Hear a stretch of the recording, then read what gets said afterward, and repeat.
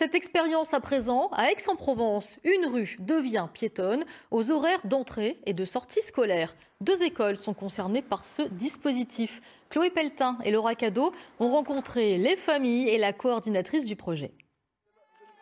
De 8 h à 9 h et de 16 h à 17 h, aucun véhicule n'est autorisé dans cette rue. Un changement ressenti à l'extérieur et à l'intérieur des établissements scolaires. Ça fait moins d'embouteillages, moins d'engueulades et puis c'est très bien pour les enfants. Ça permet d'avoir un peu de liberté pour les piétons, d'avoir un peu de sécurité, de ne pas avoir la pollution des voitures. Par cette occasion-là, on a la possibilité de discuter, d'échanger avec les parents un peu plus longtemps et un peu plus posément. Donc ça, c'est vraiment, ça apporte un confort au niveau du climat de classe qui est très appréciable. À Aix-en-Provence, cette expérimentation est une première. En plus de sécuriser l'entrée et la sortie des enfants en classe, ce projet espère réduire la pollution de l'air. Depuis le début de la semaine, je me suis déplacée aussi le matin pour mesurer la qualité de l'air. Et elle était relativement bonne. Enfin, elle n'était pas du tout mauvaise comme ça a pu l'être vendredi dernier.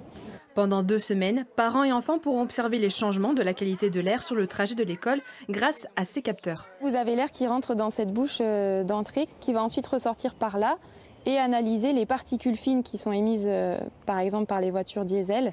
Depuis 3 ans, la ville et les écoles de la rue des Nations mènent des projets d'écomobilité. L'expérimentation d'une rue scolaire était nécessaire pour diminuer le passage de véhicules. Le cumul dans un espace de temps très restreint de tous les véhicules plus tous les enfants sur la voirie, c'était ça qui posait problème. Et cette expérimentation de rue scolaire, c'est une façon d'essayer de changer en fait, les comportements des parents. Après le 18 mars, une enquête sera menée auprès des parents et des riverains dans le but de valider l'initiative et rendre cette rue scolaire permanente dès la rentrée prochaine.